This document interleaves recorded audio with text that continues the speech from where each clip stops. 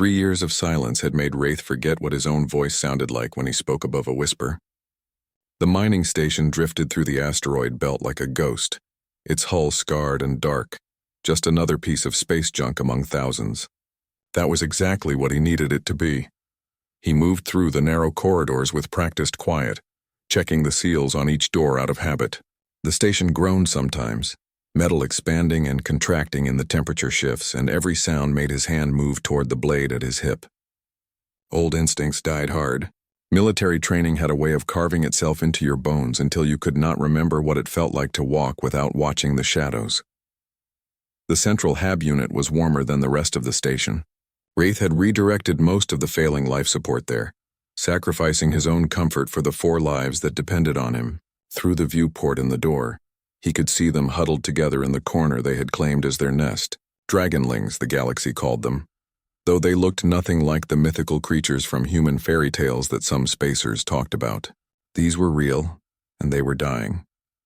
Whisper lifted her head as he entered, her silver scales catching the dim light. She was the eldest at 7 years, which meant she remembered the purge. She remembered the screaming. Wraith saw it in her eyes every time she looked at him, that mix of gratitude and grief that made his chest ache. "Did you find anything?" she asked, her voice barely audible. She had learned to speak quietly in these 3 years. They all had. Wraith set down the container he had been carrying. Inside were nutrient packets he had salvaged from a derelict freighter 2 days ago. Bland and barely enough, but it was food. Enough for another week. Flame, the bold one, uncurled from the nest and approached. His red scales were duller than they should have been, dimmed by malnutrition and stress. Another week of hiding. Another week of this. He gestured at the cramped space that had become their entire world. "Another week of being alive," Wraith said, keeping his voice level. They had this argument before. Flame was angry, and he had every right to be, but anger got you killed when hunters were always listening. Drift, ever curious despite everything, was already examining the nutrient packets. "These are Centauri standard issue. Military grade." "Where did the freighter come from?" "Does it matter?" Wraith asked, but he felt a small warmth in his chest. The boy never stopped asking questions, never stopped being interested in the universe, even though the universe wanted him dead. The smallest dragonling, Pip, had not moved from the nest. At 4 years old, she should have been energetic and bright, learning to fly in the great halls her kind once called home. Instead, she lay curled in salvaged blankets, her breathing shallow. Her golden scales had lost their luster weeks ago. Whisper followed his gaze. "She is getting worse. The supplements are not enough anymore." Wraith knew. He had been a soldier, not a medic, and his knowledge of Dragonling biology came from desperate research on corrupted data files and half-remembered briefings. Pip needed minerals that did not exist on this dead rock. Nutrients he could not synthesize with the station's failing equipment. She needed a real doctor, a real home, things he could not give her. "I will find something," he said, the promise hollow even to his own ears. He had been saying that for months. The station's sensors chimed, a sound so unexpected that all of them froze. Wraith's hand went to his blade as he moved to the console. The screen flickered to life, showing a weak distress signal coming from the belt's outer edge. "A ship damaged and drifting." "Could be a trap," Whisper said, reading his thoughts. "The hunters used distress signals sometimes, luring out sympathetic fools who thought they could help." Wraith studied the signature. "Small vessel, civilian registry, power failing." If it was hunters, they were being very subtle about it. If it was real, someone was dying out there in the cold and dark. He had been a soldier once. Before that, before the wars and the blood, he had been raised in a culture that valued honor above survival. His people had a saying, "A life ignored is a life taken." He had ignored too many already. "Stay here. Keep the door sealed. If anything happens, if I do not come back, take the emergency pod to the coordinates I showed you. The automated beacon will guide you." He had never told them that the coordinates led to a human outpost or that he was not sure humans would help. It was the only plan he had. Flame moved to protest, but Whisper stopped him with a look. She understood. She always understood.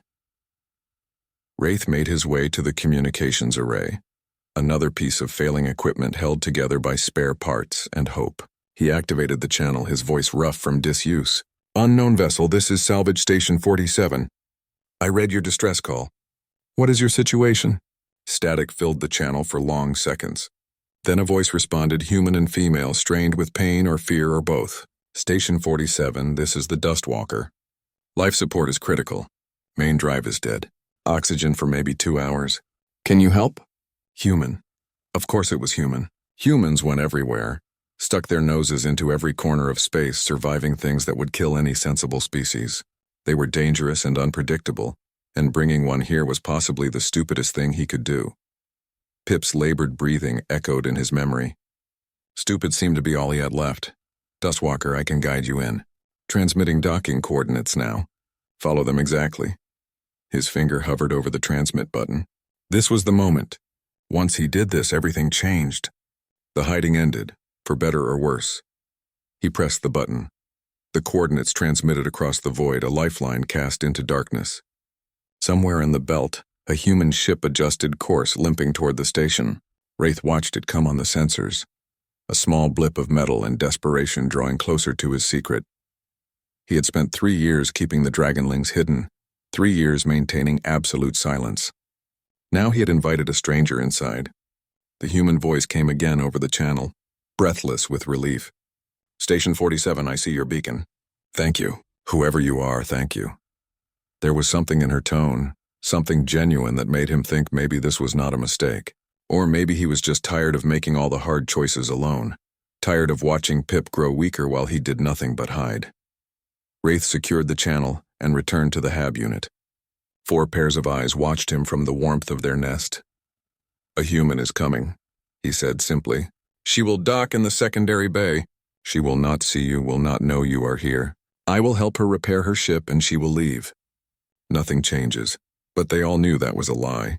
Everything had already changed the moment he answered that call. The universe had a way of taking small decisions and turning them into avalanches. He just hoped they would still be standing when the dust settled. Outside, in the cold space between asteroids, the human ship called Dustwalker drew closer, carrying with it a future none of them could predict. The Dustwalker came in slow, bleeding air from a dozen microfractures in its hull. Wraith watched from the control room as the battered ship maneuvered toward the secondary docking bay, its movements careful despite the obvious damage. Whoever was piloting knew their craft, coaxing performance from dying systems with the skill of someone who had learned to make broken things work. The docking clamps engaged with a shudder that traveled through the station's frame. Wraith felt it in his feet, in his bones, the physical sensation of his isolation ending. For 3 years this station had been a tomb where 5 souls waited in silence. Now something from outside had touched them, and he could not take it back. He made his way to the secondary bay, checking his blade one more time. The human might be genuine. She might also be a scout for hunters, playing wounded to gain access. Trust was a luxury he had not been able to afford for a very long time. The airlock cycled with a hiss. The inner door opened and a woman stumbled through, pulling off her helmet. She was shorter than Wraith expected, her dark hair plastered to her skull with sweat, her face smudged with grease and blood from a cut across her forehead. She wore a mechanic's jumpsuit that had seen better years, patched and repatched until more repair than original fabric remained. Her eyes met his, brown and sharp, assessing him the way he was assessing her. She did not look afraid, which was either very brave or very stupid. Most species found his kind intimidating. The Draveen were built for war, tall and broad with natural armor plating across their shoulders and forearms.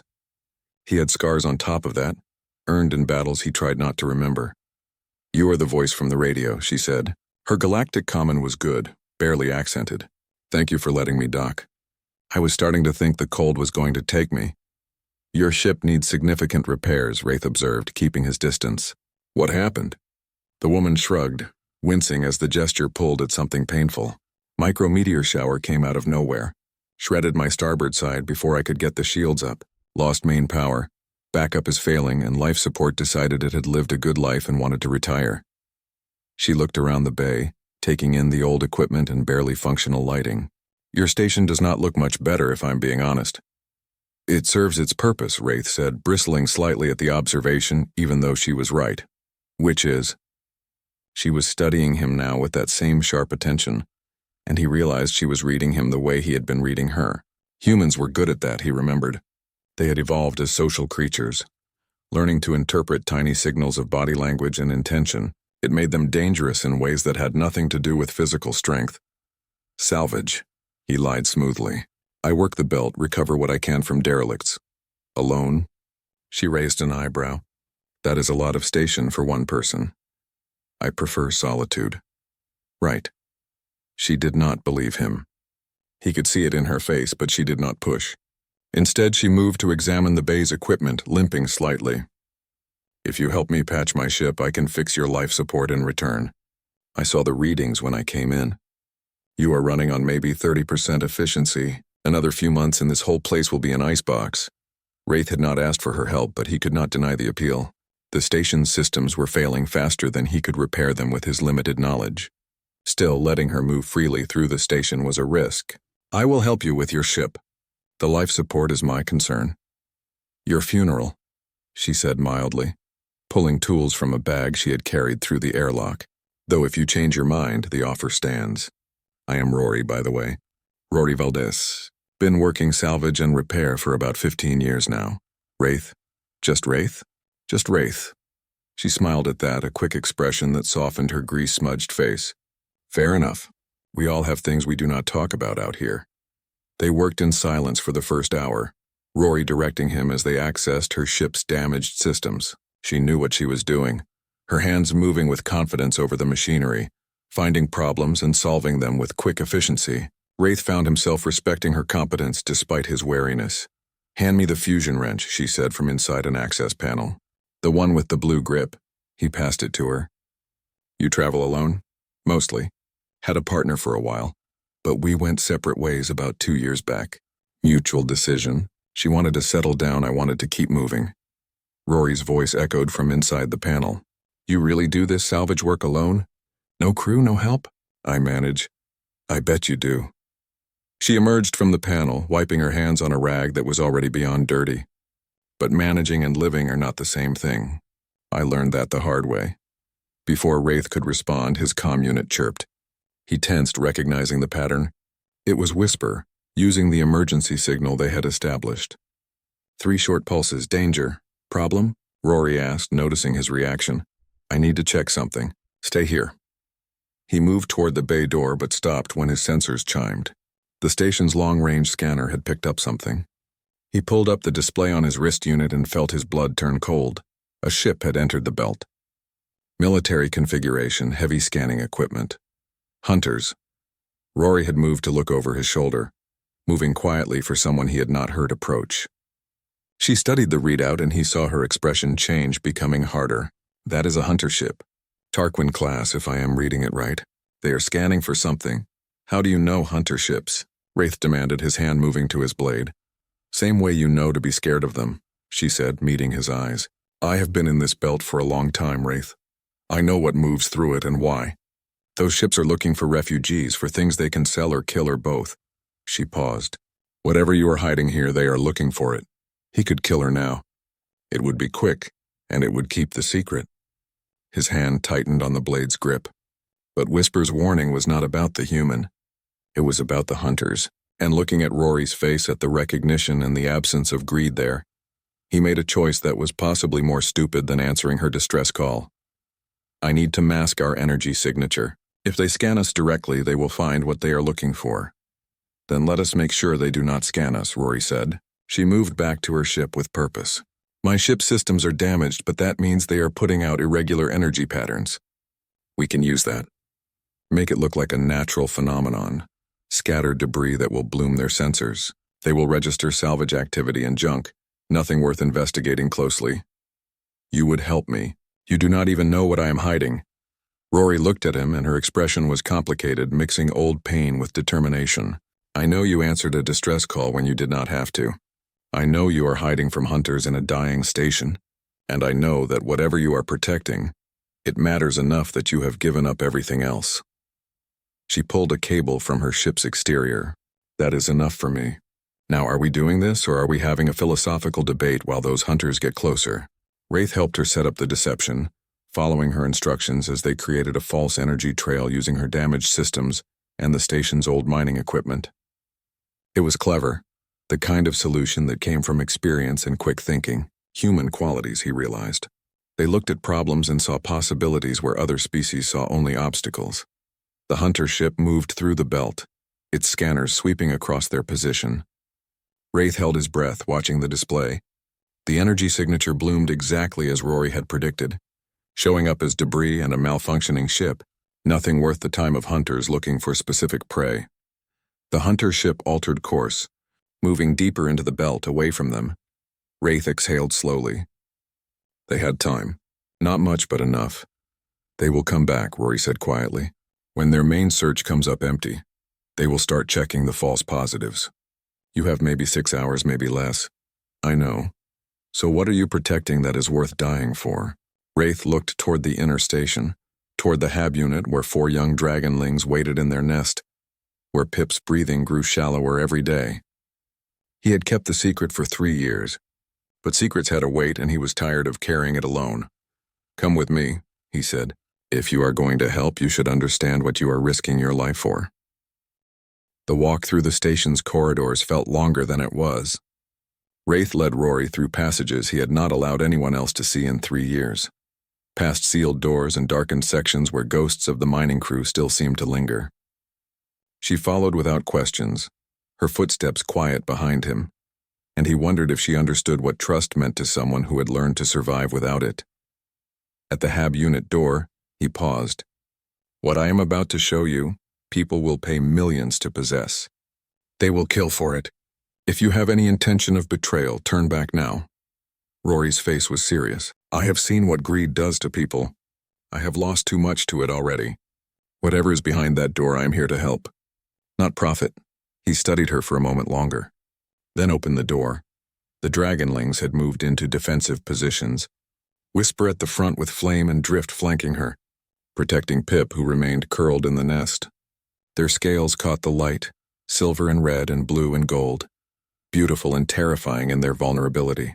Whisper's eyes were locked on the human, her body tense and ready despite her malnourished frame. Rory stopped dead in the doorway. Her eyes went wide, her mouth opening slightly, and for a moment she just stared. Then slowly, carefully, she sank to her knees, making herself smaller and less threatening. Dragonlings, she whispered. You are protecting Dragonlings. You know what they are, Wraith said.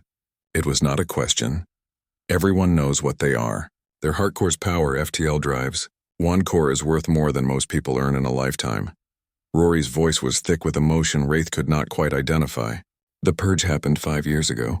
The corporations and the militaries decided it was more efficient to hunt them to extinction than farm them sustainably. I saw the reports, the footage that leaked. Entire colonies wiped out in hours. Flame snarled, a low sound full of old rage. We remember. We were there. Rory flinched at the sound but did not look away. Then you know why I am kneeling. I will not be another human you have to fear. Too late for that, Flame said. But Whisper placed a calming claw on his shoulder. She helped turn away the hunters, Whisper said. Wraith trusts her, or he would not have brought her here. Wraith trusts no one, Drift observed from his position, though there was curiosity in his voice rather than accusation. Which makes this extremely interesting. Pip stirred in the nest, her small voice weak but clear. Is she here to help me? The question cut through the tension like a blade. Rory's attention snapped to the youngest Dragonling, and Wraith saw her expression shift from awe to concern. She rose slowly, telegraphing every movement, and approached the nest with the caution of someone who understood fear. May I examine her? Rory asked Whisper, recognizing the hierarchy. Whisper hesitated, then nodded. She is sick. We do not know how to help her. Rory knelt beside the nest, her hands gentle as she studied Pip without touching. Malnutrition. Respiratory distress. Her scales have lost their luster, which suggests mineral deficiency. She looked up at Wraith. How long has she been like this? 3 months, getting worse. I have been supplementing her diet with everything I can find, but nothing helps.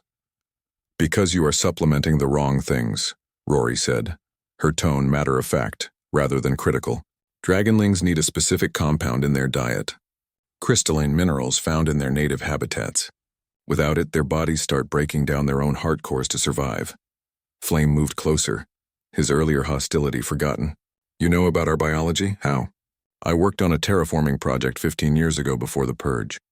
We were trying to create sustainable habitats for displaced species. I studied maybe 50 different alien biologies, learning what they needed to survive. Rory looked sad. The project got shut down when the corporations decided extinct was cheaper than relocated. Do you have these minerals? Whisper asked, hope creeping into her voice despite her efforts to suppress it. Not exactly, but I have synthetic alternatives in my ship. They were meant for equipment maintenance. Industrial synthesizers that need similar crystalline structures. It is not perfect, but it should stabilize her until we can get her somewhere with proper medical care. There is nowhere with proper medical care, Wraith said bitterly. Everywhere in this sector is hunter territory. The moment we move, they will find us. Then we do not move yet, Rory said. First we help Pip, then we figure out the rest. She returned to her ship with Drift accompanying her, the young Dragonling's curiosity overcoming his caution. Wraith heard them talking as they walked, Drift asking questions about human worlds and terraforming, Rory answering with patience. It was strange, hearing casual conversation in the station after years of whispers. When they returned, Rory carried a small case. She opened it to reveal vials of crystalline powder that caught the light. This is going to taste terrible, she told Pip, but it should help. Mixing the powder with water, she created a suspension that did indeed look unappetizing. Pip hesitated, looking to Whisper for guidance. You need to drink it, little one, Whisper said gently. Let the human help you. Pip drank, making a face that was almost comical despite the seriousness of the situation. It tastes like rust and sadness. That is the most accurate description of emergency supplements I have ever heard, Rory said with a small smile. But if it works, I promise we will find you something better. They waited. Minutes stretched in the silence, marked only by Pip's breathing and the distant hum of the station's failing systems. Then gradually the youngest Dragonling's breathing began to ease. Color started returning to her scales, subtle but visible. It is working, Whisper breathed. She is improving. Rory nodded, checking readings on a small medical scanner. The immediate crisis is passing. But this is temporary. She needs ongoing treatment, proper nutrition, things we cannot provide here long term. So what do you suggest? Wraith asked. We cannot move without being detected. We cannot stay without dying slowly. Rory was quiet for a moment, thinking. When she spoke, her voice carried the weight of someone making a dangerous proposal. The hunters will come back. When they do, they will scan more carefully and our trick will not work twice. This station is compromised. We need to move, but we need to move smart. Where would we even go? Flame demanded. Every system in this sector is monitored. Every port reports refugees to the authorities. Not every port, Rory said.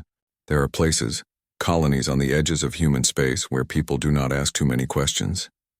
Where refugees can disappear if they have the right help. Human space, Whisper said slowly. You want us to go to human space. The species that participated in the purge. Some humans participated. Others fought to stop it. We are not all the same. Just like not all Dravine are warriors. And not all Dragonlings want to fight. Rory looked at each of them in turn. I have been running a quiet operation for 2 years. Helping people escape hunter territory. I have contacts, safe routes, places where you could live instead of just survive. Wraith felt something twist in his chest. Hope was dangerous. It made you careless, made you believe in futures that would never arrive. But looking at Pip, seeing her breathe easier, seeing the way Drift was studying Rory with open fascination instead of fear, he wondered if maybe carelessness was what they needed. Why would you help us? He asked. You do not know us. You risk everything by even being here. Rory's expression became distant, touched by old pain. I had a family once. A husband, a daughter. We lived on a frontier colony, trying to build something good. Raiders came when I was away on a supply run. By the time I got back, it was too late. She paused, composing herself. I could not save them. But I can save others. That has to mean something. The HAB unit was silent except for the sound of Pip's steady breathing. Finally, Whisper spoke. If we do this, if we trust you and go to human space, there is no coming back. We would be putting our lives completely in your hands. I know, Rory said. And I do not ask you to decide now. But those hunters will return in maybe 5 hours. Probably less. If we are going to run, we need to prepare. Wraith looked at the 4 Dragonlings who had become his purpose, his reason for continuing when everything else said to quit. Then he looked at the human who had stumbled into his isolation. and offered not just help but hope. "We prepare," he said. "Show us what we need to do." Rory's smile was small but genuine. "First, we get my ship fully operational. Then we plot a course through the back channels. And then we convince the entire Hunter network that this station and everyone in it went up in a reactor breach." She stood, offering her hand to Wraith. "It is going to be close, but humans are good at close. We have been doing impossible things since we figured out how to make fire." Wraith took her hand. Her grip was strong, the grip of someone who worked with their hands and survived by their wits, the grip of someone who meant what they said. "Let us do something impossible," he agreed. 4 hours was not enough time. 4 hours was never enough time to dismantle 3 years of hiding and prepare for a flight into the unknown, but it was what they had, so they made it work. Rory moved through the station like someone who had done this before, assessing what they needed and what they could leave behind. She pulled up star charts on the old navigation console, plotting routes through dead zones and unmarked corridors of space that official maps did not acknowledge. "Here," she said, pointing to a series of waypoints. "These are smuggler routes. Dangerous but off the Hunter network. If we can make it to this junction point, I have friends who can hide us while we resupply." "Friends who help refugees," Wraith said, studying the route. It was circuitous, adding days to any direct journey, but it avoided every major checkpoint and patrol zone. "Friends who remember what it is like to need help," Rory corrected. "The network is not big, but it is loyal. People who got burned by the corporations, who saw their homes destroyed by the same greed that started the purge. They help because someone helped them once." Drift was perched on a chair, watching the star charts with intense focus. "How many people have you moved through these routes?" "Maybe 40 or 50 in the past 2 years. Families mostly. People fleeing war zones or persecution. A few individuals who knew too much and became inconvenient." Rory's fingers danced across the console. "You 4 will not be my first Dragonlings, but you will be the youngest." Whisper looked up sharply from where she was helping pack their meager supplies. "There are others? Other survivors?" "3 that I know of personally. Relocated to a colony world in human space, living under new identities. They are safe as anyone can be." Rory met Whisper's gaze. "You are not the last of your kind. That is important to remember." The words hit harder than Wraith expected. For 3 years he had operated on the assumption that these 4 were all that remained, that the weight of an entire species rested in this forgotten station. Knowing there were others, knowing survival was possible, changed something fundamental. Flame was working on the Dustwalker with Rory's tools, his natural dexterity making him surprisingly good at mechanical repairs. "Teach me how this works," he said, gesturing at the ship's power distribution system. "If we are going to run, I want to know how to keep us running." Rory showed him, explaining the systems in simple terms, not talking down but bringing him up to understanding. Wraith watched them work together, the angry young Dragonling and the human mechanic finding common ground in solving problems. It was a strange sight, something he would not have imagined possible months ago. "We need to fake the reactor breach," Rory said as she worked. "Make it look real enough that the Hunters will not investigate too closely. That means leaving behind energy signatures, debris patterns, things that tell a story of catastrophic failure." "We rig the old mining charges," Wraith suggested. "Set them on a timer. The explosion will scatter debris throughout this section of the belt. By the time the Hunters arrive to investigate, there will be nothing to find but wreckage." "That works, but we need to be gone before it blows. The blast wave in this density of asteroids will propagate unpredictably. We need at least a 30-minute head start." They worked faster. Pip was sitting up now, still weak but improving by the hour. She watched them prepare with wide eyes, understanding on some level that their world was about to change again. Whisper stayed close to her, protective and comforting, the role of eldest carrying weight that no 7-year-old should have to bear. "Will we ever be able to stop running?" Pip asked quietly. No one answered immediately. Finally, Rory spoke. "I do not know. Maybe not in my lifetime, but humans are working on it. There are people trying to change the laws, trying to make hunting sentient species illegal across all territories. It is slow, politics always is, but the movement is growing." "Politics," Flame said with disgust. "While they debate, we die." "While they debate, some of us save who we can," Rory replied. "I am not saying it is enough. I am saying it is what we have." The charges were set. The Dustwalker was ready, her systems patched and functional enough for the journey. They loaded what supplies they could carry, abandoning 3 years of accumulated salvage and jury-rigged equipment. It felt wrong leaving it behind, but Wraith understood the necessity. You could not move forward while carrying the weight of the past. With 2 hours remaining, Rory pulled Wraith aside. I need to be honest with you about something. The route I am planning, it goes through a section of space that is technically under human military jurisdiction. We will need to pass a checkpoint. I have credentials that will get us through, but there is always a risk. Human military, Wraith said slowly. The same military that participated in the purge. Some units did. Mine did not. I served for 8 years before I left. There are good people in the service, people who follow the laws about protecting refugees. But there are also people who would sell you out for bounty money. We have to trust that the checkpoint we hit has the right kind of people. It was a risk. Everything was a risk. But staying was certain death, and Wraith had been a soldier long enough to know when retreat was the only viable strategy. We do it. They gathered in the Dustwalker's small cargo hold, the Dragonlings settling into spaces that Rory had hastily padded with blankets and emergency cushions. It was cramped, barely enough room for everyone, but the ship's life support could handle the load. Strap in, Rory called from the cockpit. This is going to be rough until we clear the belt. Wraith took the co-pilot seat, watching her hands move over the controls with practiced ease. The ship shuddered as it disengaged from the station, small thrusters firing to push them away from the structure that had been home and prison both. Behind them, the charges counted down. Wraith watched the timer, watched the station grow smaller on the rear display, watched the belt that had hidden them for 3 years become just another collection of rocks and ice. The charges detonated in sequence, a bloom of light and force that tore through the station's core. Secondary explosions followed as fuel reserves ignited, as oxygen vented and froze, as metal twisted and shattered. The blast wave caught up to them even at their distance, rocking the Dustwalker hard enough that Wraith heard one of the Dragonlings cry out. Hold together, Rory muttered, fighting the controls. Come on, hold together. The ship held. The blast wave passed, leaving them tumbling but intact.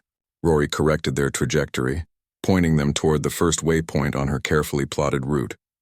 Behind them, the station was gone, replaced by an expanding field of debris that would tell the hunters exactly what they expected to see. Did it work? Whisper called from the hold. Rory checked her sensors. Too early to tell. But the energy signature looks right. If the hunters scan this, they should see a catastrophic failure, nothing more. She glanced at Wraith. We did it. First step done. How many steps are there? He asked. Too many to count right now. Let us focus on the next one. She brought up the navigation display. 6 hours to the first waypoint. Then we refuel, swap out some of the ship's identifying markers, and continue. Each jump gets us further from hunter territory and closer to safety. Wraith leaned back in the seat, feeling exhaustion creep in now that the immediate danger had passed. For 3 years he had maintained constant vigilance, never resting, never trusting. Now, sitting in a human's ship with 4 Dragonlings in the hold, he felt the weight of those years pressing down. You should sleep, Rory said, not looking away from her instruments. I can handle the flying. You have been handling everything else for too long. I do not know if I remember how to sleep without watching the door. Try, because the next few days are going to be hard, and you need to be sharp. The Dragonlings need you sharp. He wanted to argue, but she was right. Slowly, carefully, he closed his eyes. The ship hummed around him, a different sound than the station's groaning. In the hold, he could hear the Dragonlings talking quietly among themselves. Drift asking questions about human space, Flame arguing about something, Pip laughing softly at something Whisper said. They were alive, against all odds, against 3 years of impossible survival. They were alive and moving towards something other than slow death. It was not safety yet. It might never be safety, but it was hope, real and tangible, powered by human stubbornness and the refusal to accept that some things were impossible. Wraith slept, and for the first time in 3 years he did not dream of the purge. He dreamed of a colony world he had never seen, where Dragonlings could fly without hiding, where children could ask questions without whispering. It was a foolish dream, the kind that got you killed, but it was also the kind that kept you alive long enough to matter. The checkpoint appeared on their sensors 3 days into the journey, exactly where Rory said it would be. A human military station hanging in the void, bristling with weapons and scanning arrays. monitoring everything that passed through this corridor of space. Wraith felt his chest tighten. Military stations meant soldiers, and soldiers meant questions he could not answer. Inspections that would reveal 4 illegal refugees hidden in the cargo hold. They had come so far, 3 days of jumping through dead zones, refueling at automated stations, surviving on emergency rations while Pip grew stronger, and Drift asked endless questions about everything they passed. "Relax," Rory said, reading his tension. "I have done this before. My credentials are good. We are just a salvage hauler making a routine supply run. Nothing interesting, nothing worth a detailed inspection. And if they decide to inspect anyway, then we adapt. But panicking now does not help." She opened a comm channel. "Military Station Outpost 7, this is salvage vessel Dustwalker requesting passage clearance. Transmitting credentials now." Static filled the channel for a moment. Then a bored voice responded. "Dustwalker, we have your credentials. Stand by for verification." In the cargo hold, the Dragonlings were silent. Wraith had briefed them on what to do if the military came aboard. Hide, stay quiet, trust that Rory knew what she was doing. It was a thin plan, relying entirely on humans not looking too closely, but it was all they had. "Verification complete," the voice said. "Dustwalker, you are cleared for passage. However, we are flagging your vessel for a random inspection. Please proceed to docking bay 3. Wraith's hand moved to his blade. "Random inspection? That does not sound routine." Rory's jaw tightened, but her voice remained calm. "Outpost 7, copy that. Proceeding to docking bay 3. She muted the channel. "It is probably nothing. Random inspections happen. They check cargo, verify manifests, look for contraband." "We are the contraband," Flame said from the hold, his voice tight with fear and anger. "They do not know that yet," Rory replied. "And they will not if everyone stays calm." The docking procedure was smooth, professional. The clamps engaged, the airlock sealed, and through the viewport Wraith could see 2 human soldiers waiting in the bay. They wore standard military uniforms, sidearms visible, scanning equipment in hand. "Stay here," Rory told the Dragonlings. "Do not make a sound. Wraith, you are with me. You are my hired security, quiet and professional. Let me do the talking." They met the soldiers at the airlock. The taller one, a woman with sergeant stripes, smiled politely. "Good afternoon. This is just a standard inspection. Should not take more than 20 minutes. Can I see your cargo manifest?" Rory handed over a datapad. "Salvaged components mostly. Hull plating, some electronics, standard stuff I picked up from wrecks in the belt. Nothing exciting?" The sergeant reviewed the manifest while her partner began scanning the ship's exterior. "You operate alone?" "Mostly. I hired security for this run." Rory gestured at Wraith. "The belt has been dangerous lately." "Has it?" The sergeant looked up and there was something sharp in her gaze now, something that made Wraith's instincts scream danger. "We have been hearing reports. Hunter ships operating in that sector, lot of activity for a supposedly dead zone." "I would not know about that," Rory said, her tone carefully neutral. "I just salvage what I can find and move on." The other soldier finished his exterior scan and moved to enter the ship. Wraith shifted his position slightly, ready to act if needed, though he had no idea what he would do against armed soldiers in their own station. Inside the ship, the soldier moved through the small spaces, scanning cargo containers and checking compartments. Wraith watched through the airlock, his heart pounding. The cargo hold where the Dragonlings hid had false paneling, a modification Rory had made during their first refueling stop. It would not stand up to a serious search, but it might fool a casual inspection. The soldier entered the cargo hold. Wraith held his breath. Through the ship's internal monitors, he could see the man scanning containers, checking seals, his expression bored and routine. The soldier moved close to the false panel, his scanner passing over it. The device chimed. The soldier stopped. "Sergeant, I am getting an energy reading here." "Small but unusual." The sergeant's hand moved to her sidearm. "What kind of reading?" "Organic. Multiple sources. Could be cargo, could be something else. This was it. The moment where everything fell apart." Wraith calculated distances, exit routes, the chance of grabbing the soldiers' weapons before they could react. It was nearly 0, but he had survived longer odds. Then Rory laughed, a genuine sound of amusement that seemed completely out of place. "Oh, that. Sorry, I should have mentioned. I am transporting some live specimens. Salvage work is not always profitable, so I pick up side jobs. These are Terran shrews. Researcher on Haven's Reach is studying their adaptation to low gravity. The soldier looked skeptical. Shrews, want to see them? Fair warning, they bite when scared, and they are always scared. Rory moved to a different container, one that actually did contain small furry creatures she had purchased at their last stop, specifically for this possibility. She opened it, revealing 3 small rodent-like animals that immediately began chittering in agitation. Like I said, not exciting cargo. The soldier wrinkled his nose at the smell. That is fine. Seal it up. He finished his scan, moving away from the false panel without investigating further. The energy readings from the shrews had apparently explained away anything unusual his scanner had detected. Minutes later, they were alone again. The soldiers gone. Clearance granted to proceed. Wraith waited until the airlock sealed before exhaling. Terran shrews, he said. Bought them at the last station for exactly this reason. Random inspections are never actually random. They flag ships coming from hunter zones, ships that might be moving illegal goods or refugees. Rory moved back to the cockpit. The shrews give them a plausible explanation for organic readings. Most soldiers are not interested enough to dig deeper. In the cargo hold, the false panel slid open and the Dragonlings emerged, shaking from the tension. That was too close, Whisper said. That was calculated risk, Rory corrected. And it worked. We are through the checkpoint. From here we have clear passage to Haven's Reach. How much longer? Pip asked. The youngest was tired, worn down by days in the cramped hold, but her color was good and her breathing strong. 2 days. Maybe less if we push the engines. Rory plotted the final course. And then you will see what human space can offer beyond military checkpoints. They jumped to FTL, leaving the checkpoint behind. The Dragonlings settled back into their hiding space, less panicked now, starting to believe that maybe they would survive this. Drift peppered Rory with questions about Haven's Reach, about the colony and the people there, about what it meant to live without hiding. It is not perfect, Rory told him. Nowhere is. But it is better. The colony has laws protecting refugees. The economy is built on cooperation instead of exploitation.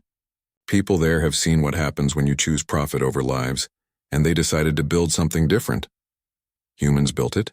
Flame asked, and there was challenge in his voice, old anger not quite ready to fade. Humans started it, but it has grown into something bigger. Multiple species all contributing. The humans there learned something important. Building is harder than destroying, but it lasts longer. And it matters more. Wraith listened from the cockpit, watching the stars stream past in the distorted colors of FTL. He had spent 3 years thinking survival meant hiding, meant keeping the Dragonlings isolated from everyone. But Rory was showing him a different kind of survival, one built on networks and trust and stubborn human insistence that the universe could be made better. You really believe that? He said to her. That things can change. I have to believe it. Otherwise, what is the point? Rory checked their heading. My family died because bad people had more power than good people. I cannot bring them back. But I can make sure other families survive, that their deaths meant something. That is a very human way of thinking. Maybe. Or maybe it is just what anyone does when they decide that giving up is not an option. She smiled, tired, but genuine. You have been doing the same thing for 3 years, refusing to give up, protecting them against impossible odds. That is not so different. They flew in companionable silence, the ship humming through the void, carrying 6 lives toward an uncertain but possible future. Behind them, hunter ships searched through debris fields, finding nothing. Ahead, a colony world called Haven's Reach orbited its sun, a place where refugees learned to live instead of just survive. 2 days passed in a routine that became almost comfortable. Pip's health continued improving. Drift absorbed everything Rory taught him about navigation and engineering. Even Flame's anger softened, replaced by cautious curiosity. Whisper watched over them all, beginning to relax her constant vigilance as the reality of relative safety sank in. On the morning of the 3rd day, sensors picked up their destination. A green and blue world with 3 moons, orbital stations glittering in the sun, ships moving in peaceful traffic patterns, Haven's Reach. Welcome, Rory said, bringing them in on approach, to the place where we stop running and start building. Haven's Reach grew larger in the viewport, continents and oceans becoming distinct, weather patterns visible as white swirls against blue and green. The Dragonlings pressed against the small windows, seeing a living world for the first time in 3 years. Maybe the first time ever for Pip, who had been only a year old during the purge. "It is beautiful," Whisper breathed, and there was something in her voice that Wraith had not heard before. Wonder. Simple, uncomplicated wonder. The approach vector took them past orbital stations where ships of a dozen different designs docked and departed. Wraith recognized some, human vessels obviously, but also Centauri freighters, Talvin scout ships, even a Dravine military surplus hauler that someone had converted for civilian use. His own people were here, living openly. "Traffic control, this is Dustwalker requesting landing clearance," Rory transmitted. "I have passengers. Dustwalker, welcome home. We have you on approach to landing pad 17. Medical and processing teams are standing by." The voice was warm, human, genuinely welcoming. "They know?" Flame asked sharply. "They know what we are?" "They know you are refugees who need help," Rory said. "The specific details can wait until after you have had a proper meal and a medical check. Trust me, the people meeting us are friends." The descent was smooth. Atmospheric entry barely shook the ship, and then they were flying through clear skies over a landscape that looked deliberately wild. Forests and grasslands, rivers and mountains, cities built to complement the terrain rather than dominate it. The landing pad was on the edge of a settlement, buildings that mixed multiple architectural styles into something cohesive and organic. They touched down with barely a bump. Through the viewport, Wraith could see people waiting, humans mostly, but others too. A medical team with equipment, officials with data pads, and at the front, a tall human woman with gray hair and the bearing of someone used to command. "That is Director Hale," Rory said. "She runs the refugee resettlement program. Tough but fair. She will take care of you." The airlock opened and fresh air flooded in. Real air, not recycled and filtered, but alive with scents Wraith could not identify. The Dragonlings hesitated at the threshold, 3 years of hiding making them cautious even now. Director Hale stepped forward, and to Wraith's surprise she knelt, making herself smaller and less threatening. "Welcome to Haven's Reach. I am Director Hale. You are safe here." Whisper was the first to emerge, moving with careful dignity. "We were told we would be protected. You were told correctly. Our laws are clear. No sentient being is hunted, harvested, or exploited on Haven's Reach or in our territorial space. Anyone who tries will answer to our justice system." Hale's voice was firm, carrying the weight of authority that came from believing absolutely in what she said. Drift came next, then Flame carrying Pip, who was still weak from the journey. The medical team approached slowly, showing their instruments, explaining what they were doing before they did it. They were gentle and professional, taking readings without causing fear. "Severe malnutrition, but improving," the lead medic reported. "We can treat this. Full recovery is possible with proper care." "What does proper care cost?" Wraith asked, the question automatic. Everything costs something. He had learned that long ago. Hale looked at him with something that might have been sadness. "Nothing. Medical care is a right here, not a commodity. We tried the other way. It did not work out well for anyone." She led them through processing, which was surprisingly simple. Names, basic information, preferences for housing and education. No interrogations, no demands for detailed histories. They were treated as people who needed help, not criminals to be investigated. The housing they were assigned was a small complex at the edge of the settlement, built partially underground in a way that gave the Dragonlings the cave-like security they instinctively craved, while providing windows that opened to sky and forest. It was more space than Wraith had seen in 3 years, clean and furnished with care. "This is temporary," Hale explained, "until you decide what you want to do, where you want to be. Some refugees stay in communal housing. Others integrate into the general population. Your choice." "You keep saying choice," Flame said suspiciously. "What is the catch?" "The catch is that you are expected to contribute to the community as you are able. Work, education, civic participation. We are not running a charity. We are building a society. Everyone who is here is part of that." Hale pulled up information on her datapad. "We have schools, vocational training, apprenticeship programs. For the young ones, education is mandatory. For adults, we help you find where you fit." Whisper looked at Wraith. "What do you think?" He had led them for 3 years, made every decision, carried every burden. But looking at them now in a place with real safety and real futures, he realized his job was changing. "I think you need to decide for yourselves. I can advise, but this is your life now. Over the following weeks, they settled into patterns that felt almost dangerously normal. Pip attended school with other young refugees, making friends with species she had never imagined existed. She came home with stories about humans and Talvins and even a young Centauri who shared her love of music. Drift apprenticed with the colony's engineering corps, his natural curiosity finding perfect outlet in maintaining the systems that kept Haven's Reach running. He worked alongside human mentors who treated his questions with respect and his ideas with genuine interest.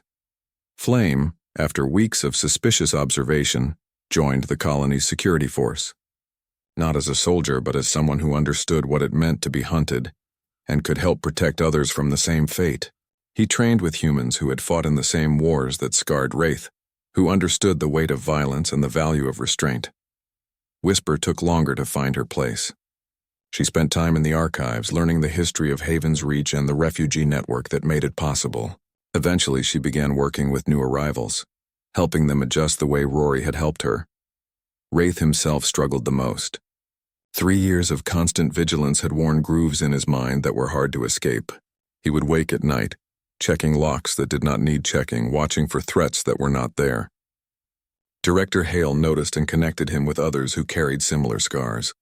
Former soldiers, refugees from war zones, people who understood that feeling safe was harder than surviving danger. He also worked with Rory, who had not stayed long after delivering them. She had other refugees to move, other people who needed saving. But she came back every few months and they became partners in the network, using his tactical knowledge and her engineering skills to move people through hunter territory to safety. 6 months after arriving, Wraith stood on a hill overlooking Haven's Reach, watching the settlement spread below. The Dragonlings were scattered across the colony, living their own lives, no longer dependent on his protection. It should have felt like loss, but instead it felt like success. Whisper found him there as the sun set. You are thinking very loudly, wondering what I am supposed to do now. I spent 3 years with one purpose. Now that purpose is complete. So you find a new purpose, Whisper said simply. That is what humans do, right? When one thing ends, they build something new. You sound like Rory. She is very wise for someone who claims to just be a mechanic. Whisper sat beside him, her scales catching the last light. I have been reading about the network. The humans have been running it for 5 years, saving maybe 500 people, but they lose almost as many trying. The routes are dangerous, the hunters are adapting. They need more people who understand both survival and sacrifice. You are saying I should join officially. I am saying you already have. You just have not admitted it yet. Whisper looked at him with those eyes that had seen too much too young. You taught us to survive. Now let the humans teach you to live. Then use both to help others the way Rory helped us. She was right, which annoyed him slightly, but she was also giving him permission to move forward, to stop being just their guardian and become something else, someone who built instead of just protected. News came the following week that changed everything. 3 major corporations that had profited from the purge had been brought before the Galactic Trade Commission. Human lawyers, armed with evidence gathered by people like Rory, had built a case that could not be ignored. The prosecution was slow, but it was happening. It is not enough, Flame said when they heard, his old anger surfacing. It is a start, Drift countered. Laws change slowly, but they change. Humans understand that.